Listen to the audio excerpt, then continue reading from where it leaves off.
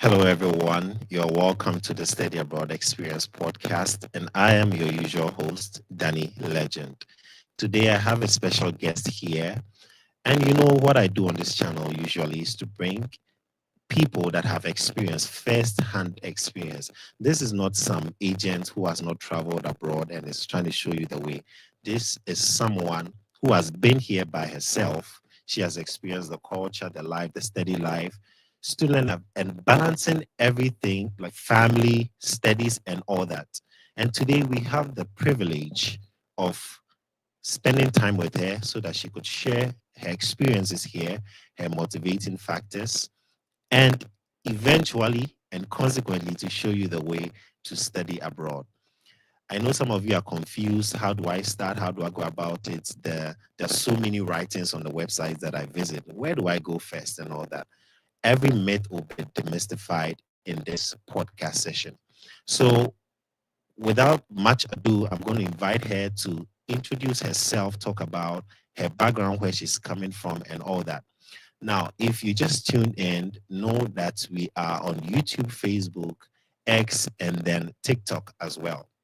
So, this is a student from Nigeria. First of all, let me just give you a brief background. She is in Fordham University and she is pursuing her PhD in English. So, let's have her on board. Audience, are you ready for our guest today? Mary, thank you for coming to today's podcast. Hi, Dan. It's my pleasure being on your show today. Yeah, and I hope we're gonna impact lives, which is what this podcast is all about. And also, my page where I talk about study abroad. Do it yourself without having to depend on anyone. I mean, just put in the Mhm. resources, put in the time, put in the effort, and I feel like everything is Right. gonna work out perfectly well. Right, that is true. Thank you. It's a pleasure having you. Yeah, yeah. Okay, so we want you to give us a brief background. Tell us about yourself. Who is Mary Ijeoma Nriagu? I hope I pronounced the name well. Yeah, you did. So Mary Ijeoma Nriagu is originally from Iyala. I mean Asia in Iyala, Anambra State, but by marriage, she's from Nise now. I have a daughter. Uh, is about 7 years old. Mhm. I came into the Oh, okay. States in 2022 to study for my PhD in English in African and American literature, 20th century. Uh, what most people don't know again about me is that I came into the PhD program directly with a BA degree, not a master's degree. I Oh, didn't have okay. a first class. I didn't also have a first class. So it's not about you having a first class or having, I mean, it's about you putting the hard work, putting in the effort, like I Mm. always say. So that is basically who Mary Ijeoma Nriago is currently. And I think as time goes on, we get to know more about her.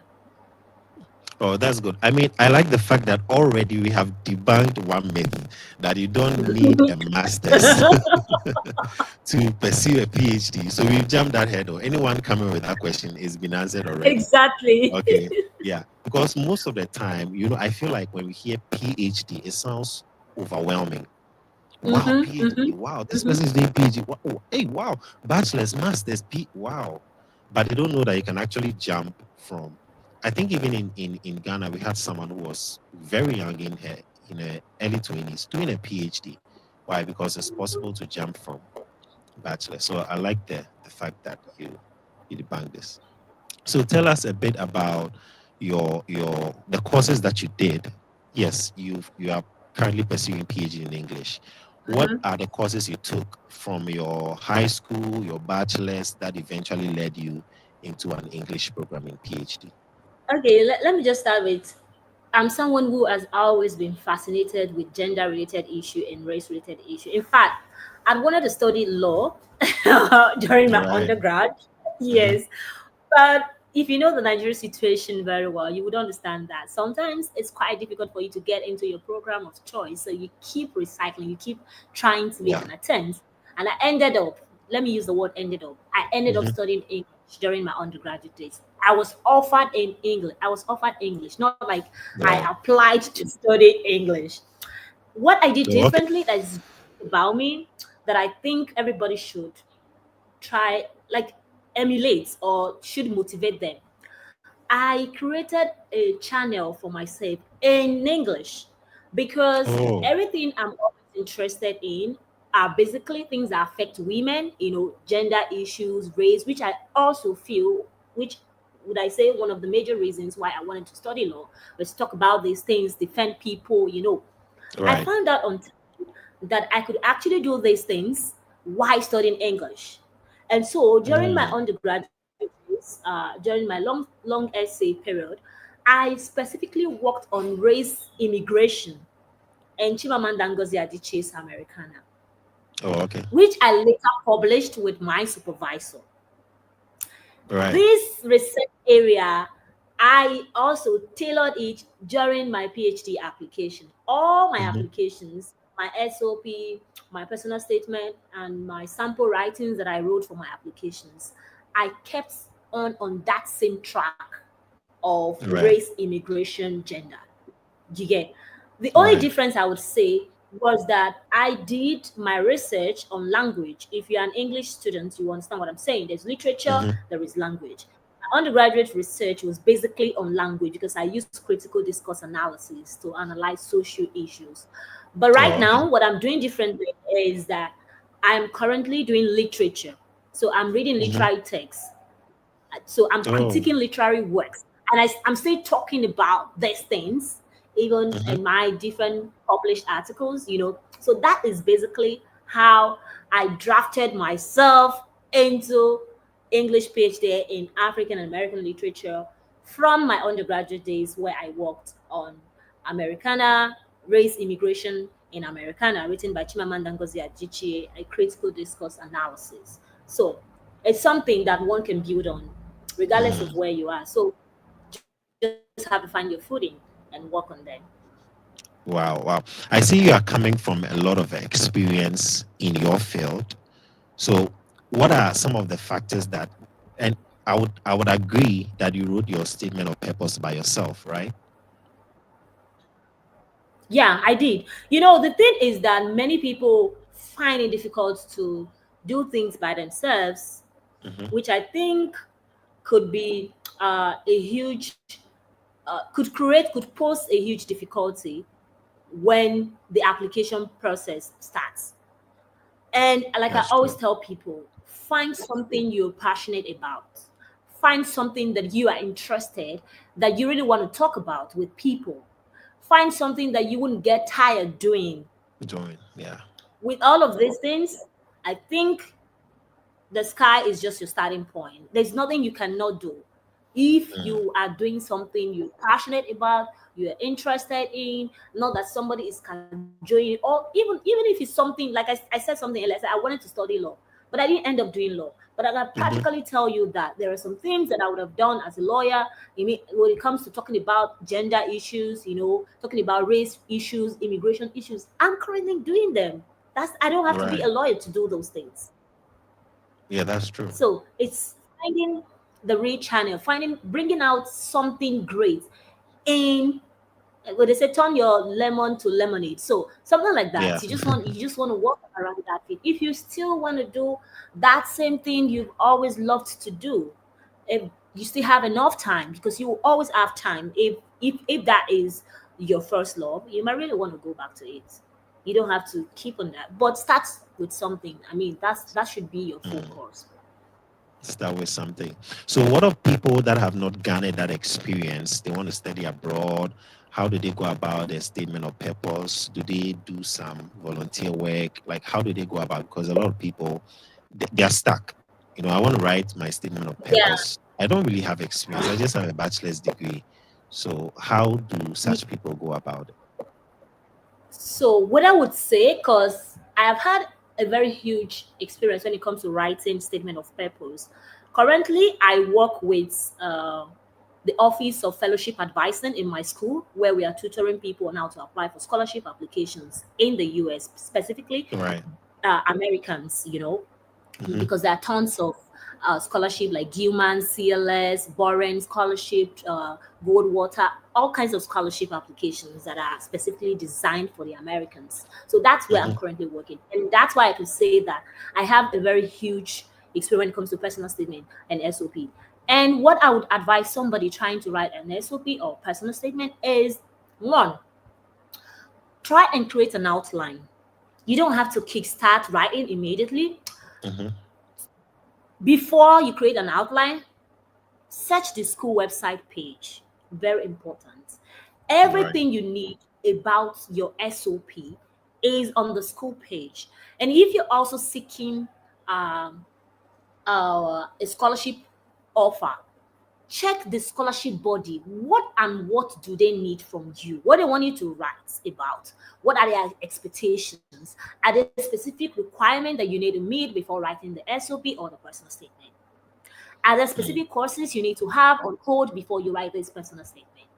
Hmm. Are there some experiences that you need to outline in your SOP or in your personal statement? These are the questions you want to ask yourself before drafting your outline.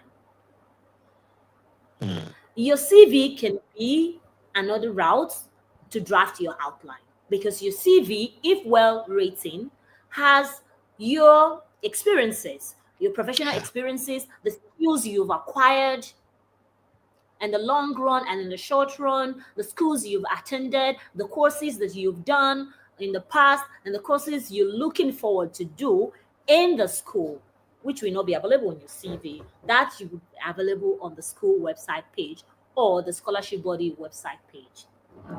If you are Right. able to do all of these things yourself, if you are able to research into these things and draft them out, then you can begin to talk about what and what should be in the first paragraph, Right. what and what should be in the third paragraph, what Hmm. and what should be in the last paragraph, what and what should be in the conclusion. Right. These are the things you really want to do in your in your first paragraph. It should be an introduction. It can be an offset from where you are coming. I always say Hmm. it has to do with where I'm coming from, where I'm coming from, or what I have done in the last recent time. It should be something like that. A lot of people fail to do their research, so they go and tell tales or stories. I'm not saying it doesn't work. Stories could work, yes. But Yeah. how long? Because there are a lot of people these days that are using that format to write. Hmm. So a lot of reviewers are tired of seeing same storyline. I mean, same pity party storyline. No, you don't want to Yeah. do that. You want to Yeah. craft something unique about you. I'll say, for instance, you want to write an SOP for computer science. If I were to advise the person, like I said, search the school web page, but first and foremost, before searching to what have you done in the past that is either related or unrelated. I know some people will say, okay, I have a degree in accounting, but I want to go for computer science. Don't forget that there are some things in accounting, like the IT Hmm. management area in accounting, that you can actually network around computer science. In the Exactly. banking industry, they have different kinds of people in the banking industry. They Hmm. have tech people there. So don't just lose out your mind that, oh, I did accounting and I don't have relevant experiences. You have to Yeah. think deep because you Hmm. actually have the experiences, just that you haven't sat down to think about these things. That is true. That is true. So I'll say, We say where really. you Yes, flow. say where you're coming from. Say the Hmm. impact that you hope to fulfill. Say your experiences. Say talk about. I mean, give instances. Don't just tell, but show. Let me use the word show. Show. Right. Yeah, show. Don't just Mm. describe. Demonstrate it, Demonstrate. because your reviewer want to see it demonstrated, Hmm. not just describing, not just talking. No, people are tired of that kind of storyline. People are tired of descriptive SOPs or personal. Hmm. People want to see you show them that thing by. And if there is any place you did something, I mean, maybe you didn't do well for someone who didn't come out great, You could give cogent reasons why you didn't come out with good grades, or why you Yeah. didn't come out with first class or second class upward that you would have loved to. That way, you can show experiences, great professional Mm. experiences would be a very good way to show that oh, and when you see when you see the long term impact you've made. It could also be like financial constraints. Maybe you were working overtime, because that counts actually. The office I'm working with currently at Fordham, we always talk about these things. When my boss and I would talk, she would always Hmm. consider, I mean, people who are first generation students, they don't take them the same way they take people whose parents are not first generation students. Students who are Oh, not okay. first generation. They are not the same. So these factors could actually count, because now they are going to be measuring the efforts that you have personally put into the things that you currently doing. Mm. Wow. Wow. That's really great to know.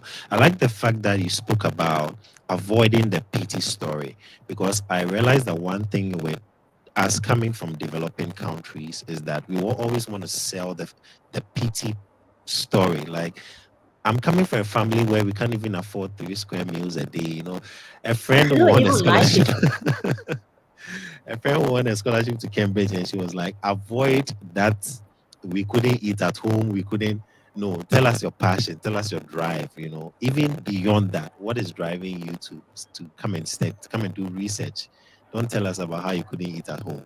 So I think it's a very, very good point you have raised there. So now, talking about having to repair SOP and all that, what was your starting point of inspiration that you came to and you Okay, realized that, see, this is a time for me to go and study? this is a very good question, and I'm glad that you asked it. Actually, do you know why? Because I have Hmm. left school since 2014. I finished my undergrad in 2000 and no 2015. Yeah, I finished my undergrad 2015, November 2015, and I had a lot of gaps in between. Got married in 2016, had my child in 2017, started working in 2017, went for my youth service in 2017, worked all through. When I was working, I think this is what I want everybody should take note of in my story. Right. It could come to you, it could help you, is have a time frame for anything you're doing. Mm. When I started working, I gave myself a time frame of 3 years. I said I was going to only work for 3 years in that place. And I mean it. When I was resigning from the place of work, my director said, "Why are you resigning?" I actually was resigning to go study for master's degree at UI. But the master's degree is like the broad, broad worldview that I really want to hold on to. But the reason why I was going for that master's degree was that I needed an atmosphere that would help Hmm. me prepare for my applications, because before now I have been applying for Commonwealth Shared Scholarship, which I've been getting a reserve seats.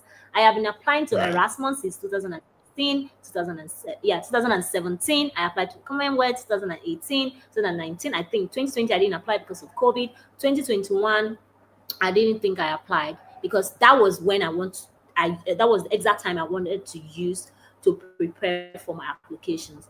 I said I was not going to do any application. I wanted to strategize on Hmm. my methods of applying. And I said I was not going to do Commonwealth again. I was not going to do Erasmus. I just want to focus on the US. That was it. So 2021, November, December precisely, I started collating schools. I don't sleep. Tell them, I oh, said tell them you don't sleep. I don't sleep because Yeah. see, let me tell you, what people don't know, if something is so important to you, you're gonna do it. Mm. Because at that point of my life, I was very tired with the Nigerian situation. That's the truth. I was Mm. at UI. I didn't complete my master's degree before I went for my PhD. I was at UI 2021 to Right. 2022. I left in August. So I didn't Hmm. even complete my master's degree because I didn't the result was not yet. I haven't even started my thesis. I only finished with coursework, Of course. Well, okay. while I was doing my application. So I just used my undergraduate degree certificate. So that point I was Yeah. in UI was is a remarkable step for me in my career. Hmm. I cannot but talk about it because it was at that point and time in my life that I started being focused, It was at that point in my life that I wrote my sample writings that I use for all my applications. It was at Mm-hmm. that point in my life that I prepared for my SOPs. I reviewed them several times myself. I didn't even give anyone to review them. It was at that point in my life that I searched for over 87 schools studying English. I created a Microsoft Excel, put them links, deadline dates, like that. As I said, it's not something that I was actually looking for so many things at the time because I didn't have money, I was not working. So I didn't Oh, want to okay. pay for application fee. Yeah, I didn't want to pay for application fee for any Yeah. school. And I didn't pay for any school application fee. I did seven You are going schools. the I didn't low pay for any. budget route. Yes. So I knew that I needed to put in more effort because a lot of people will also be applying to those schools because they also giving out application fee waiver. You get. So I ended up having to prepare for them within 2 months. It took me like 2 months to start off. I said in November I started searching for schools because at that time I was also writing my MA exam in at UI. Yeah, at the Oh, okay. University of Ibadan. I was right. It was the point I was telling my friend, she might be online. I don't know. I was telling her that I don't have anything else to do with my life if this thing didn't come through. That's the point. I Yeah. mean, Yeah. this is the saver that I need at that point. That's what I Mm. was telling her. I said the scholarship has to work because what am I going to do? I left my well-paying job at that time. It was paying me like Mm. 150. I left it. It's a teaching job. I left it to go and study. Now I'm going to finish with a master. Who is going to employ me? Who's going to pay me that Yeah, kind that's of also amount another again? I have headache. to start Yeah. again. So if you know where you're coming from, something in internal will be burning you. That's And I true. think you really want to focus on that internet thing that is burning you Mm. and work on yourself. Don't give up. Like, I mean, I keep telling people, I keep sharing my true stories, like without having to make it look perfect, without having to, filter them. I don't filter them because I want you to know that you can do it yourself. Yeah. If you put your mind into it, you can do it. I Hmm. didn't do West evaluation. I didn't have to apply to Wow. schools that wanted me to. I said I had a target Wow. when I did the Microsoft the Excel.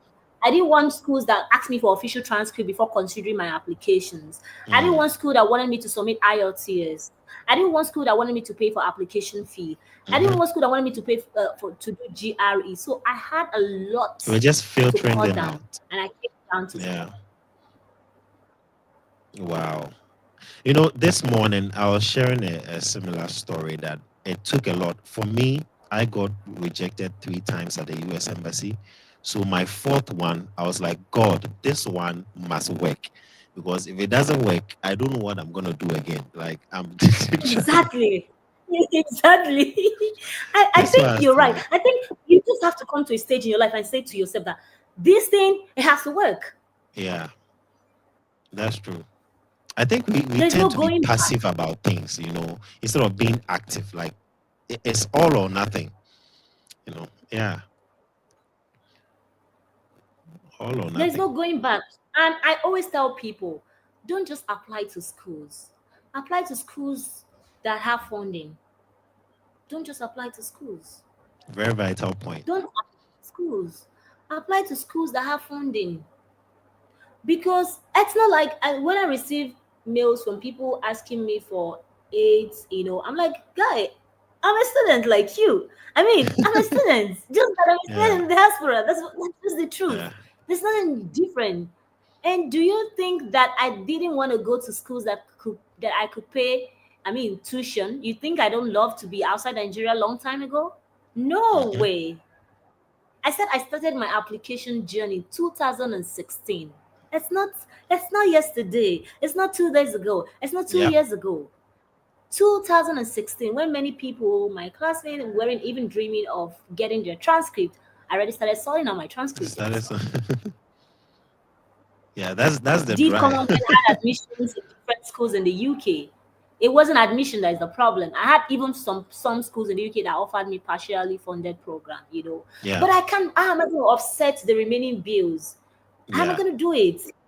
You probably have to pay like what 15 to 20,000 pounds as partial Exactly. How am tuition. I going to do it? Yeah. Is it with the teaching job that I'm doing would they pay me how much? Is that what I'm going to stay the month?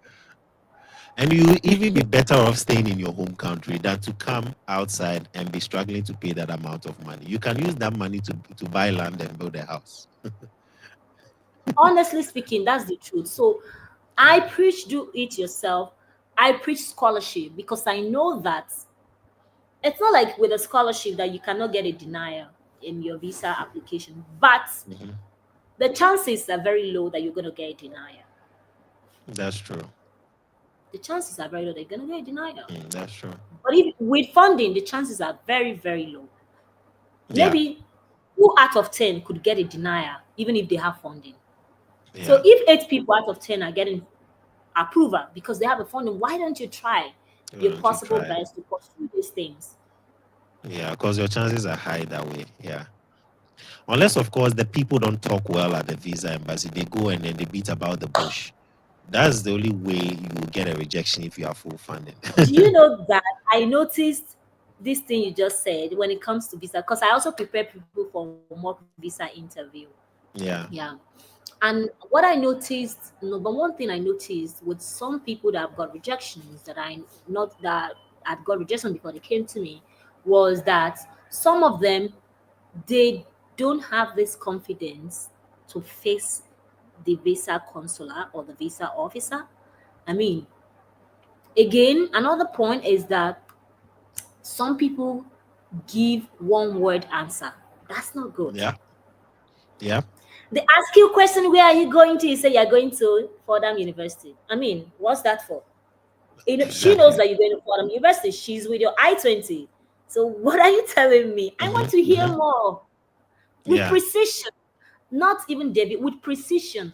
I'm going to Fordham University to study blah blah blah and blah. Simple. You don't need to give further details again, except ask otherwise. Hmm. But don't just say that I'm going to Fordham University. I mean, to do what in Fordham Yeah. University? Who doesn't know Yeah. you're going to Fordham University? Your I-20 is Hmm. already stating that you're going to Fordham University. Hmm.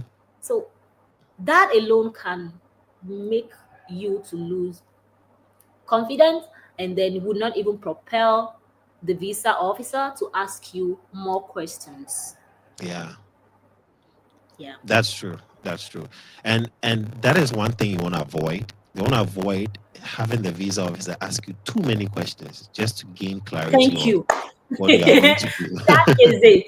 You got it. do. Yeah. That is the tactics. Actually, that is Hmm. the real deal on getting Yeah. a visa at the U.S. Embassy. Actually, that is Hmm. the answer. There is no any other Yeah. answer. I mean, that is it. You want to avoid them Yeah. asking you too many questions. So that is why you Yeah. need to give sufficient answers that can put away the questions that they have in mind to ask you. Yeah. That is it. I mean, that is the secret. No, so with you, how many schools did you apply to? After all the filtering, how many schools did you settle on? And we could share the screen and look at those schools. Yeah. So I did 7 schools in 2021/2022. That's for my admission that brought me into the US. I did 7 schools. Okay. I did Washington DC, University of Washington DC. I did Rochester Okay. University. I did Notre Dame University. Okay. I did Pittsburgh University. I did Fordham University. I did Vanderbilt University, and the seventh one is what I'm trying to. I talked about George Washington, right? Hmm. I did Rochester. I did Pittsburgh. I did Fordham. I did Vanderbilt. There's one other school that I know I did 7 schools. So that's the 6 I can remember. I did 7 schools, and I got into 2 schools. I got into Oh, okay. George Washington University, Hmm. and then I got into Fordham University. Both gave Okay. me So, funding. this is your school, right? Yeah, this is my school. Oh, okay. Okay. So, guys, you can visit this, look at the graduate courses, and then you have Fordham different. has a lot of funding. Oh, okay. Okay. Yeah. And They have a what lot is of. the acceptance rate? Is it highly competitive? I would say it is because I know some couple of close associates that have tried for them for like 3 to 4 times or so. Uh, Also people from my university that I've tried for them that didn't get into it, So I can't say that maybe it's hard or maybe it's just by chance or something like that. Hmm. But I just know that if someone puts in the work and grace is by your side, you're Right. likely to get into Fordham. That's what I could say. But I know Fordham has a lot of funding. Yes. For Oh, their okay. PhD program, they have funding. Even for their master's program, they have like, if they don't give you full funding for your master's, they're definitely going to give you 90%. Because I have some of my clients that I worked with that got into Fordham. I mean, it Hmm. was not a fully funded program they got 90% with health insurance inclusive. So with that 90%, they're gonna pay like I think 3,000 or 4,000 US dollars. I can remember Oh, every okay. semester. Yeah, I think it's not a small every money semester. too. 3,000 is not a small money, Yeah, yeah, it's not small money. Yeah. Yeah, it's but not. at least it's far better than paying Paying um the entire tuition. 30,000. Yeah. Oh, because Yeah, Fordham is a private school, so it's quite expensive. The tuition yeah. is around sometimes 22,000, 15,000, depending on the number of courses that you register for in each semester. Oh, okay.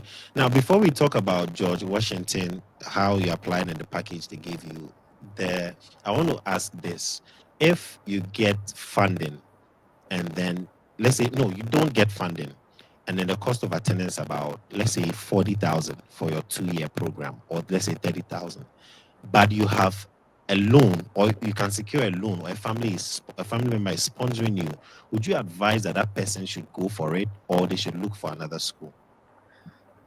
This is a very hard question, Dan. In all honesty, I would say if you have secured the loan and you feel that you are sure, I mean, you have secured the loan. Let me just say, use the word secured, Secure, not okay. just like, yeah, you already secured the loan. I don't have problem with you uh, going further to study. But the place I have problem is that when you get to the embassy, I don't know, not so many people even I mean, have approvers, even when they make it known that they have loans. I don't know if you understand what I'm saying. So Yeah, sometimes yeah. they deny maybe, like I gave an instance, a ratio that those, let's say 10 people have funding and 8 out of 10 they are likely to get their visa, while 2 are unlikely to get their visa. Yeah. But when the ratio is about loan, if 10 people have loan, 2 people, Mhm. it will not be high. 2 to 3 people are likely to get the visa approved. Yeah. 7 out of people that have that loan secured are Get unlikely to get. rejection. They are two Mm. different things. I would explain why these two instances are different so that you can make your judgment based on this. Right. The other one is funding from the school, which Hmm. the embassy is rest assured that you already have it. Right. You understand? The other one Yeah. is the funding from the school. So the embassy is rest assured that I want to turn on this light. Sorry. The Oh, embassy no is problem. already rest assured that you I'll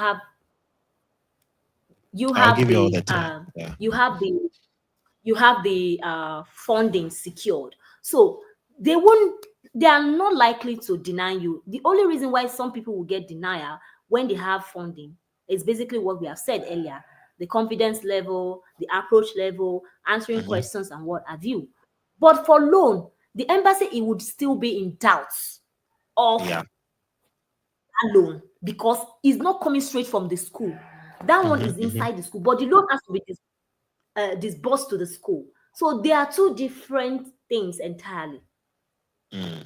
So these are the things you want to consider. If you have loans and you know that your confidence level is very high and you think that is the best option for you, there's no harm in trying. I wouldn't say you should not try. It's good you try.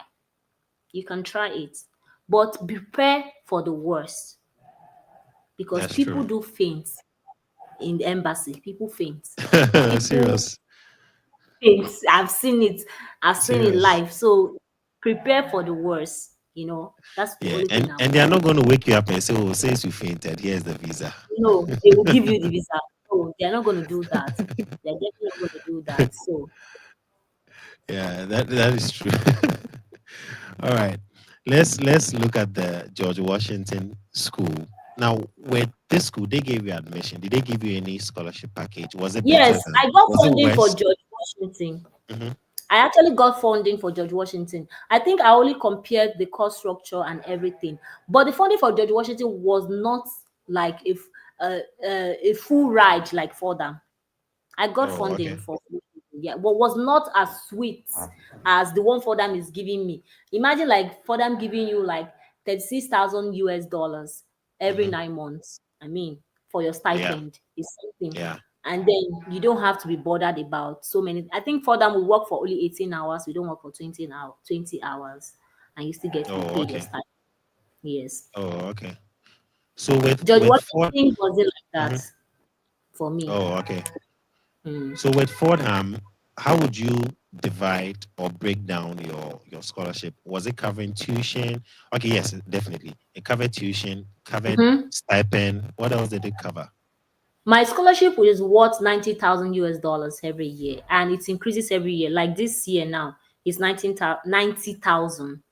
Oh, okay. The tuition inclusive, health insurance inclusive, and stipend inclusive. The beautiful Oh, thing okay. again about Fordham again is that the graduate students, if you are going to be attending seminars, conferences, both outside and inside the states, you can write, apply for funding, and you will get it.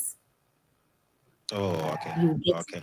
Yes, you get it. So that's one thing that people don't get to put in place. So these are some of the factors that one needs to consider if you are interested in any scholarship. Not don't just jump in. For example, if you have 5 schools or 4 schools that give you fully funded options, I mean, you want to be patient. You want to check the school structure. You want to check the school page to see if actually this school is the best for you in terms of the things you want to do. That means you need to check also the professors, all of these things you need to consider before saying yes to that particular school. Oh, okay. It's like marrying the school before you say yes. Actually, it's very important. It's like marrying the school. It's very because some schools can be. I know some schools now they don't give funding. I mean, grants. Let me use the word grants for Right. conferences. All the conferences I've attended like 4 conferences or three since I came to the States. And it's not my money. Mm. It's not my money. So it's the school money. So I get to write about and then I get to be paid, reimbursed for those trips that I make, even if it's outside the states or within the states. Right. Right. So, guys, I am speaking with Mary Ijeoma Nriagu, and she's sharing her motivating factors for studying abroad. And I've seen a couple of questions in the comment section that I'm going to take as the conversation develops. Okay. So, yeah, keep your questions coming. I will be taking them. I also do have a Telegram page where I share study abroad content, scholarships that are open. So, you can feel free to join, and the banner is just showing right down there, so you can easily access it. So keep your questions coming. We are covering a lot of things today. Everything that is a bother on your mind, you want to bring it up, and then she's going to answer them. Okay. So tell us about your travel experience. How did you prepare moving to a different country? Now you've gotten your visa. How do you no even before that, what are some of the questions that you were asked at the visa interview, and then we now talk about your travel experiences. So one beautiful thing about I think God is always preparing me for my journey. I actually worked Hmm. as a travel uh, client officer with an Right. immigration company, a travel Hmm. company for 6 months before going for my youth service. So that Right. was one of the things that was like the foundation level for my immigration journey. I mean, especially Hmm. yearning for scholarship opportunities. So that one, Right. it's a very strong that I hold on to. Hmm. The second one is, I mean, talking about my visa interview. I Yeah. did not have to meet anyone to prepare me for my visa interview. That's the truth. I know it was very difficult for me to get dates, and I was so worried about it. Now, this is a solution that worked for Hmm. me, which I think you can actually, if you're watching this live, you should kind of pick on that and see how it's going to work for you. You see that Naira land. Naira land is a very great place to be. Yeah. When I was searching for dates, I couldn't get dates on time. Hmm? Right. I went to Naira land. I searched for how to get dates, blah blah blah. There are some numbers I was Mm. added to the group. I joined the group on WhatsApp. So this is how it works. Some people check dates in the morning, like if you are checking 6 a.m., that means you check Mm-hmm. 6 a.m. and 6 p.m. So you don't have to exhaust Okay. your time limit. I mean, you know that you are limited to 4 times, I think, to check in a day. So you don't want to Oh, okay. exhaust it. So this was what I did. And I got dates within 2 weeks of I started the visa Of application. your I did checking. my visa Yeah. application myself, even for my family and what I've done, I did for them, and they got their visas. So Mm-hmm. it's something that you can do if you want to do it. You don't need anybody to put the water in your mouth. Just bring out time. You can Mm-hmm. learn how to do it yourself, not giving Yeah. somebody money. Yeah. I mean, they ask you big money, Mm-hmm. and then Mm-hmm. you cough out money that you don't have. If Yeah. there are webcam or webinar or seminars that people organize, Mm. go and join them. Learn Join it. them. It's not Yeah. hard. Yeah. I even Learn did a it. It's free not workshop hard. on YouTube. Now, Yeah. some of the questions that I was asked, which I still remember vividly, were, where are you going to? Number one, I told the visa officer I'm going to Fordham University to study PhD in English with a research focus in race, immigration, and gender in African American literature. Mm. And she asked me for that. Why did I choose that area of research? In all Mhm. honesty, I did not prepare for that question. I cannot lie. I'm telling you, Yes. some questions will throw But you I off. answered it. I answered it, even though I Mhm. did not prepare for that question, because I told you before when we started this thing that my journey started from my undergrad. I had started working on race and immigration in my long essay. So immediately that question was asked, I reverted back to my undergraduate days that before Mm. going into this or before applying to Fordham University, I have been interested in race and immigration. In fact, I worked on my long essay uh, on race immigration in Chimamanda Ngozi Adichie's Americana via critical discourse lenses. That is what I said. That was the answer I gave. And Right. this currently is like a progression in my career, in my Mm. professional career. That was how I linked it up. So you see that it's not deviate from what they're asking me because the Yeah. visa officer is seeing through clearly that this is a progression in this person's career, not jumping job. Even if you are doing accounting and you want to do it, find something to link within the accounting that has the IT now Exactly. that you want to do. You must Mm. have something that links both up. You can't just have anything that doesn't link up and then you think it's going to work that way. It doesn't work that way. Mm. Then the last question they asked me was that, am I married or something? And I said, I'm Mhm. married and I have a beautiful daughter. That time she was 4 years old. And I Mhm. answered, are they going with me? That question made them to ask me the follow-up question about home ties. And I Right. said, no, they are not going right now. But they are definitely going to join me later. That was all I said. Mm. And the visa officer said my visa was approved. You see, they didn't get me, they didn't ask me about my funding, they didn't ask me The about professor, funding, they didn't yeah. ask me about no, they didn't ask me why Cause did they already give me sorted the out. exactly.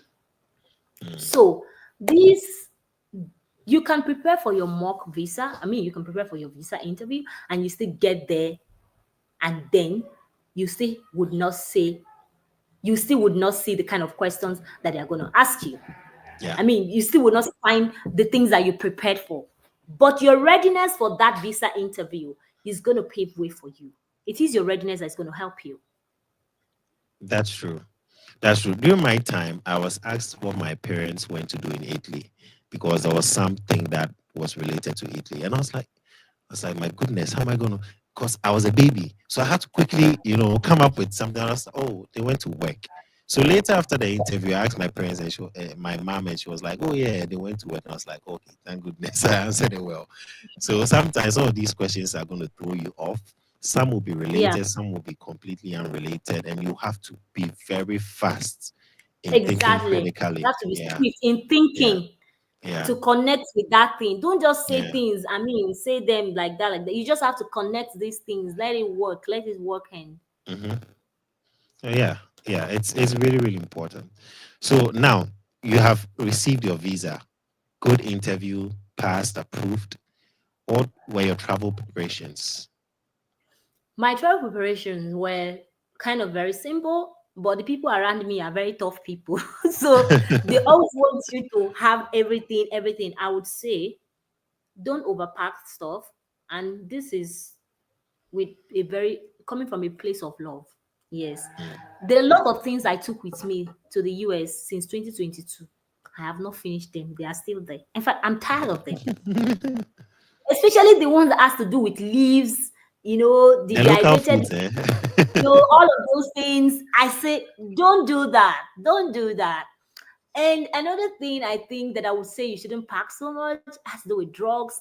They will tell you do this, that. Nah, you don't want to take all of those things. Maybe you can take flagyl, because why I would say I recommend flagyl. You can, because when you are flying, the food that you're going to be eating, depending on the airline you're flying, they are not food that you are used to. In case you Yeah, go and yeah, purge, that's true. you can easily use the flagyl.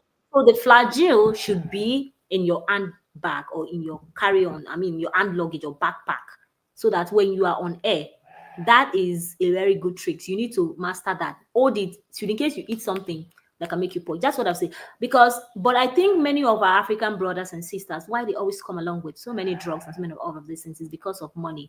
They are converting, in dollars. Instead of buying Tylenol that is about $21 or $31, because I had paracetamol, but I still went to buy Tylenol.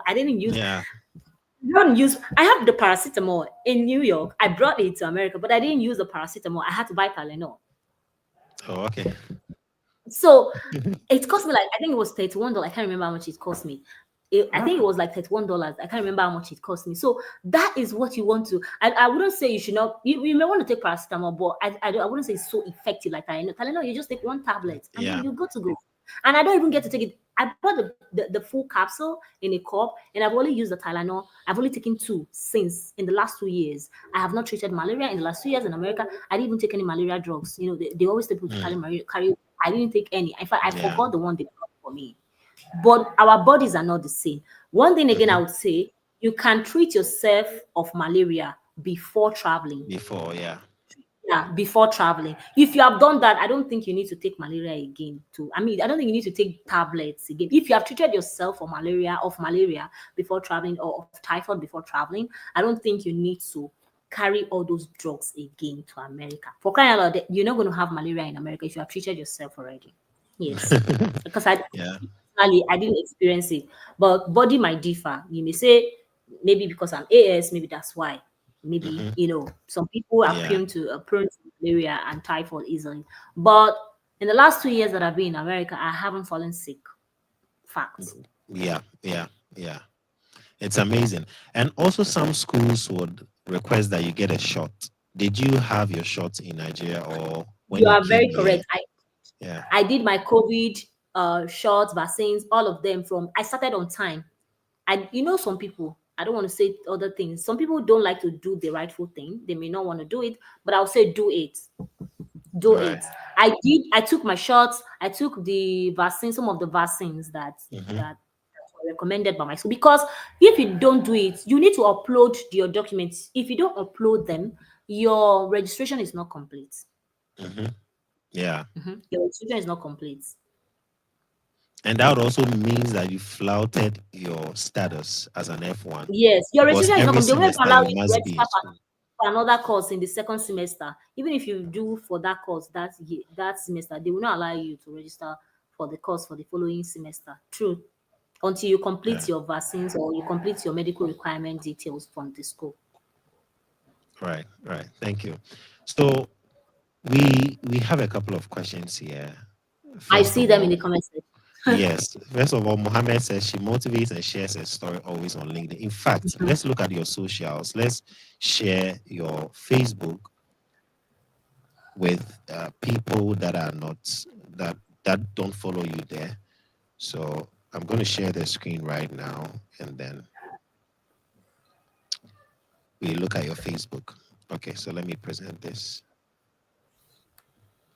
Okay, okay, I believe you can see it. So there's a Yeah, page. yeah. Okay, any other page like this having less than 32K is a scam. It's fake. It's not Okay. me. People start, preying on your followership, and then start scamming people. So That you is a just want very to be on the horrible thing. A lookout. lot of people do that thing. Yeah. Yeah, I don't even know why they do that. It's serious. So yeah, so this is a page, guys. She posted graduate program in English, right? Offering MA. Okay. So we have all this here. See here, down, down, down. I mean, you can also check it by section. You can. Do you have Yeah. reels? You know, I always tell people how to search on my page. For content, go to Yeah. search button. I mean, not Hmm. on my page. It's But even when you here. go, yeah, when not even here, Dan, you see the normal place that Generally. you search for people, general search. Yeah. Just type the general search button. Type, maybe you are looking for visa interview. Just type visa interview, or you are looking for code email. Just type code email or type min. You will see it will come out. You will Yeah. see a lot of things written. You know, you if they ask you if it's post, yes, something like, you will see it. Yeah. You go down. You don't need to even, A lot I mean, of to content. find.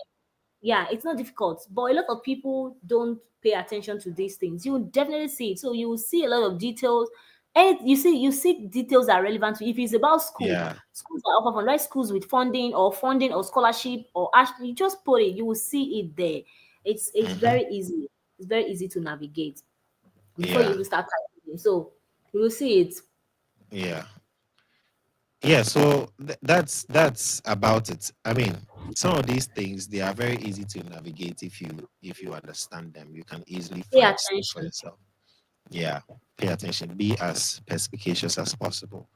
Okay, so let me see which other ones do we have. Okay, so Bashir is asking, does Fordham also offer scholarship for undergraduates?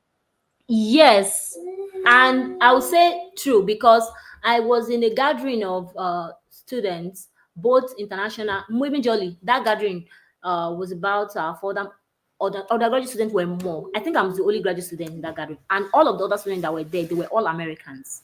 It was at that point, I think I Wow. wrote about it on my page on LinkedIn, that I didn't know until that day that even Americans also are thirsty for scholarship opportunities. These Yeah, people are all we are undergraduate competing students. with them, eh? Yes, honestly.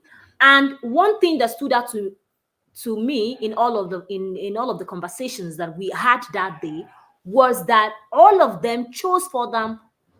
They had a common mutual reason why they chose for them, and that mutual reason is scholarship. Aside from that, is in New York City, scholarship was one thing that was common. If you remember pie charts, that middle page that they will have, Yeah, that was, if you have yeah, thousands of people, so that was the yeah. exact thing. So I realized that Fordham offers scholarship opportunities for undergraduate students as well. Oh, okay. Okay. So Bashir, there you have it. I think Bashir has a lot of questions. I think there's probably a consultation for Bashir alone because he has a lot of questions coming. But thank God he came. He came. Yeah. Yes. So thank you, Nathaniel. I've seen your comment. He says good job. And then Emmanuel also greets from Ghana. Thank you. Very determined, Mary. So Emmanuel is giving you shout outs right there. Yeah, Emmanuel, And thank you. yes. So this person also says, I need clarity on this. This Cheddar John. Is there a need to reach out to any professors before applying, as some universities require you to do so, or do you just apply before the priority deadline? Good question. Thi- This is actually a very, very, very good question. Chide, thank you for asking this question. And I must tell you that these things are program specific. For example, for my program, I didn't have to write any cold email to any professor to apply to the school first, or I didn't have to uh, I didn't have to be accepted by any professor before applying for any of my programs. Okay, so why I said it is school and program specific. Most people, but then again, I do know, or I'm aware of the fact that most science related programs, especially those who study biochemistry and chemistry or something right like that, some of them you still need to write a cold email to professors Hmm. and get accepted into their lab before you can start your application. But then again, if you know that your program does not even require you to write a cold email to any professor or anybody, but I would advise you try and reach out to a professor. It is always good to have a kind of one-to-one connection with them. And then you can also re-echo these things in your SOP.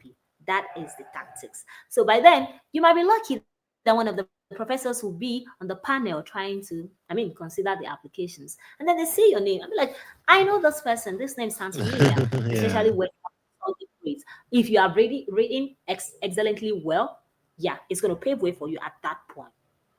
Okay? Mm. Because there is already a background, mutual connection going on in there. I hope that Thank you. answers the Thank you. question. Yeah, yeah, that is very insightful. So let us know if that answered your question, John. Okay, so Okoli Helen is asking, please, during application, when asked about other schools I apply to, should I be honest about it? Like mention names of other schools I'm applying to. I would say that um don't say all the names of the school. That's what I did. So not Like all the seven that you apply to. I didn't write all the seven. That means that you are making them to look as if you don't know what you want to. That's the truth. That's what me I think I take it as. You are too invested in too many schools, and it's me. I don't know if they think that the way I'm thinking. Me, I feel like it may have a negative implication. So I always streamline to like two Right. or maximum three. But I'd never mentioned seven schools that I applied in all of my applications in another school. No, I'll write two or three. Just two or three. Okay. So now there's a follow-up from me. What is your take on someone comparing two things? Someone applying to seven schools and having to say all of them, and someone applying to just one school and tells the viewer, I just applied to one school. What is your take on that?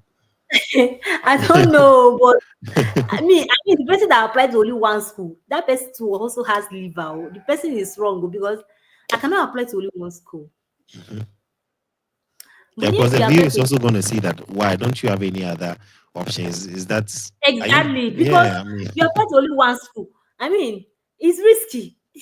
mhm, It's yeah, risky, but I don't know how they're going to see your application. But maybe they're going to be considering your the basic things that are so important. Maybe that I don't know, but I wouldn't want to say if you apply to only one school. Some people did only two schools and they got. yeah, yeah. And some people, I think I know one person that did one school and got. Sha. Mhm. Our stories are quite different, and sometimes the way it turns out Exactly. is I think so. I know one person that got Yeah. into one school that did one school. I think so. Oh, okay. All right. Mm. So this one is from Emmanuel. He says, please, in a visa interview, if I'm asked for my reason for applying to five schools on a same program, what is my best answer to give? Huh, but where Same will you program. first, Emmanuel? Let me ask, where will you go even tell them that I applied to five schools? It's too much. I don't think you want to say you applied to five schools. If I were you, I wouldn't say I applied to five. So let's first start with that one. You can say three or Okay. two. Then it will make more sense when you are trying to be judged, trying to critique your reasons for applying to three or two schools. It still makes more sense than you trying to. They will know that you are trying to gallivate. You are trying to try. That's what the visa officer is going to assume. So if you apply to two or three schools, you can easily say that the two or three schools have, I mean, the exact thing that you want. They have the exact thing you want, Yeah. and then you also want to actually it makes more sense that you can explain your fact that you actually want to have higher chances of getting into any of the schools because the three of them have the same thing that you want, but Right. to increase your chances of getting into one of them or two of them, that is why you apply to three. Mm, You cannot now say that you can never say that they don't have all the thing you want. Why are you not applying to them if they don't have all the things that you want? makes sense. You can say that. Makes sense. Makes sense. Thank you for that answer. So Bashir, he is saying, I have multiple questions. My Hmm. background, I attended a public school in Lagos, Nigeria. I took the SAT in March this year and got 1,330. And I learned they do not give F1 visas. Anyways, is full funding possible for my undergrad with a SAT score of 1330? Well, I think that answer will be program specific as well to your school. You have to find out the requirements for SAT, the average score that your school wants. Because another school can say it's 430 they want. Why this school can say it's 500? Of course, it's then if a school that says 5:30 that they want, and you have 1,330, they will take you. They will give you. You have a high chance of getting into school. But if a school says that it's 1:5 that they want, and you have 1,330, how are you going to get into the school? You're not going to get Right. into the school. It's the facts. You don't have to. I'm a very realistic person, so it's the honest truth. And for Thank you. undergraduates, many schools are giving offers. Yes, for undergrad, they are giving scholarship. I've said it before. There are a lot of schools that are giving funding. If your scholarship, if your SAT is one of the best trick to get funding. If it's very great, you're definitely going to Yeah, get it. that's true. I always tell my people, write SAT if you are aiming for undergrad. For masters, Yes, I mean, you can enter without GRE, you know. exactly. Yeah. True. But undergrad, True. you to heighten your chances, go for the Mm-hmm. SAT exam. Yeah. Okay, so yeah, John saying that was insightful. So I believe that's a Thank you. response to the answer. And then Thomas is saying that does Fordham offer full funding for MSc of Finance? Is GRE or GMAT optional? I Uh, think, Thomas, the best way to find answers to that question is by visiting Fordham by site. visiting. Everything that you need to know about a school is there on the program page. I will always tell my clients, I will always tell people who are close to me, don't sit your ass down somewhere and fold your hands and want to be spoon fed about information. I'm very blunt, sorry. So I will say, go to the school page, check it in total if you're interested in a particular program.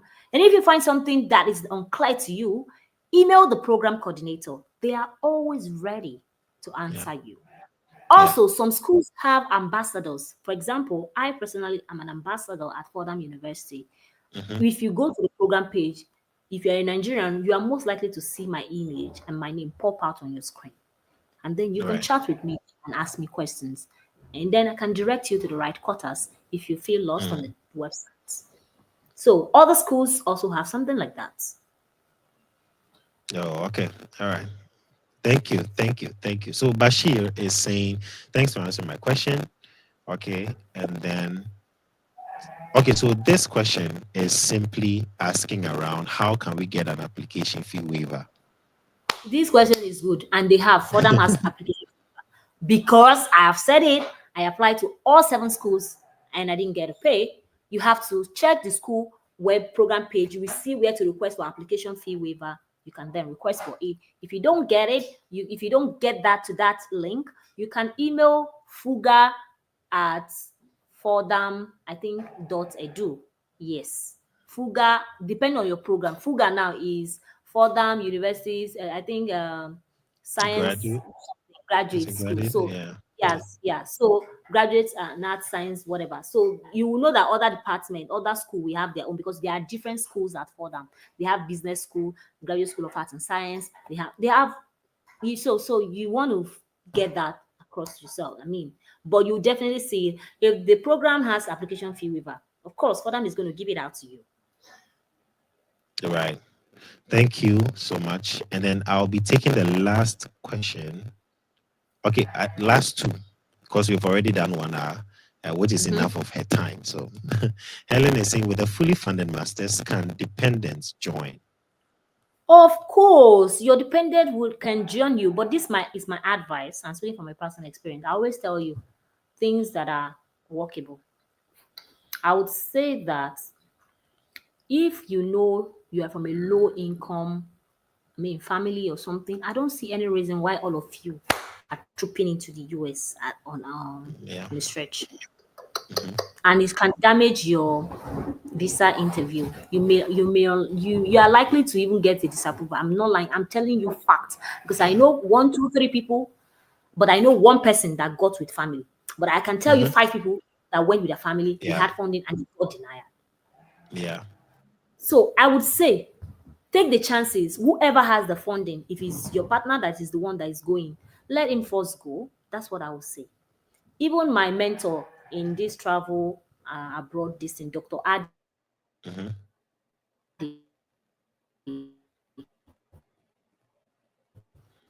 she says it often on her life. It's not easy. It's not easy. It's not Right. easy. So one person, let one person go. Then immediately you get there, then you can file or apply, start applying for the other person, and the Right. other person can come and your children can come and join as well. Yes, your dependents can join you in the US, whether for masters or for PhD. For Your dependents PhD. can join. Yeah. Oh, okay. All right. Thank you. So I'm going to take the last question and then we wrap up for this session. If you want to reach out to her, you can follow her Facebook. You can, she has left her email. You can always email her. But I'm going to just take the last question for today. So, John, again, talking about applying to one school, I've reached out to several professors and seen said no funding. I only got a go ahead from Cornell University professor. My degree is geology. And then he's asking, what are some of the key advice you have? I have a GPA of 4.17 on a scale of 5, That's a and I have a good one. paper accepted for publication. You actually have a good this thing. But I would say maybe you are not doing your research properly. Maybe that's why you are stuck with only one school. Your GP, I didn't even have up to 4.1. I finished with 3.99. So when I say you have a good GPA, I mean it. Yeah. I will tell you that it's not also by GPA. Some people have Mhm. 4.5, 4.4, and they didn't get the funding. Mm. But when I say you have a good, is the starting point, and that's why I'm trying to Yeah. encourage you. What I want to say to you this evening is that search more. You haven't done enough search. You haven't. You haven't. And then That's true. don't just search for geology. Now, this is what you're gonna do. Go to AI, ChatGPT, ask ChatGPT, what kind of programs can somebody who study geology do in the US? What kind of course can somebody who has a geology Yeah. background do? That Or way, related you fields. have Yeah. multiple responses. That way, you can start looking for that are related, courses that are related to geology. That's a smart move. With that, if your options will be wider. You can get more Yeah. connection to professors, to schools. I hope that answers your question, right? Yeah. I believe his question has been answered. So finally, Mary, what is your final piece of advice for people that want to study abroad? Give us final piece of advice. So my piece of advice I always tell enthusiasts, people who are enthusiastic about study abroad, your dreams are valid. My number one thing I always say, the PCR of life that I carved for myself: persistence, consistency, and resilience.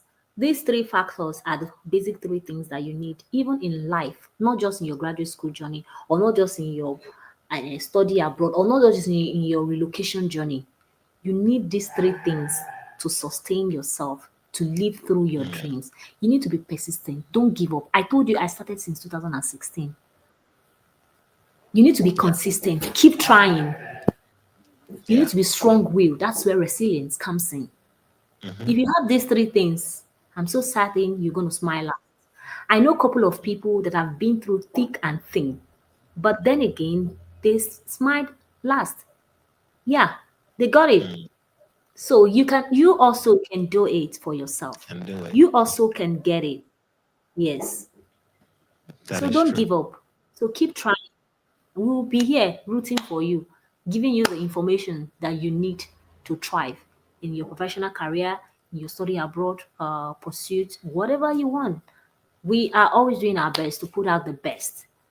And I would say Dan is doing a great job. It's not doing a filtered form of information. I see a lot of content everywhere on social media. A lot of people, some people are just trying to gain views. Honestly, Yeah. I'm sorry to say, but that's the truth. Yeah. Only few people are doing this thing. I mean, from within. Yeah. They are not doing it because they want to go viral. They are not Yeah. doing it because they want to get visibility. They are Hmm. doing it because they think and or they know or they are certain that Hmm. these things have great impact Yeah. into people that they don't know. Yeah. That's true. So hold on to the information that you see on their platform, on dance platform, on my platform, and okay, there are a lot of us that were writing Yeah. genuinely about these things. So that is what you want to actually focus on. Filter Thank you. not every information you see on Hmm. social media is original, or is not just about original. Is even making some people, they just want to, I've said it, they just want to go viral and generate view. So they will Yeah. tell you all kinds of things just to generate that view, and they will tell you Mm-hmm. lies. They will not come Mm-hmm. out to tell you. So you want to learn how to filter the right information. If something is unclear to you, I always advise people go to the school program page. Don't go asking people. Even some professors in that Exactly. school have answers to it. They will tell you go to the admission Yeah. email. That's what they will That's tell you, true. because That's true. every member, every department in an institution has its role. Mm-hmm. So why will you go and be doing somebody else's role? Yeah. So why are they now being paid? So the advice I would tell you is to stick to the right information, and that right information is generally available on the school website page. After you have Mm. mastered PCR of life, persistent, consistent, and resilient, and you will get there. We'll be rooting for you. Thank you so much. Really appreciate it. So Bashir, with the email, you can just visit her page. We shared it Is there? already, and it's there. Okay. So John says, "Thank you. I never thought of this. Thank you so much." You're Okay. welcome. All right. So that is why it's good. You see, if you didn't join, you wouldn't have gotten this. You see, but you Mm-mm. joined and then you were imparted. So yeah. So final shout outs. Any shout outs that you have for, I mean, anyone, friends, family, anyone that has Okay. supported you in this journey. I always do a very huge shout out to my husband because he's very supportive of my dreams. You know, considering someone who has a child, is married and young like myself, having to Hmm. travel how many miles down to the states, to Yeah. pursue that thing that I really do love about. So, I mean, it's not everyone that's that is willing to support that goal of yours. So if Yeah. you find Yeah. people who support your dreams and validate them for you for that, I think you should celebrate them. And I celebrate every person struggling. Yes, Mm, struggling, and they are persistent about their goals. You will definitely get there. Don't just give yeah. up. These are the people that I'm telling. These are the people I'm rooting for. Like I will keep rooting for. I'll keep saying it. So this shout out is for two people, generally a husband, Hmm. and those people who are struggling to get it right. Don't give up. Hmm. Keep doing that thing that you love doing. You're gonna get it. Someday you'll get it. It's better to be Yeah. late than never. That's what I say. Yeah.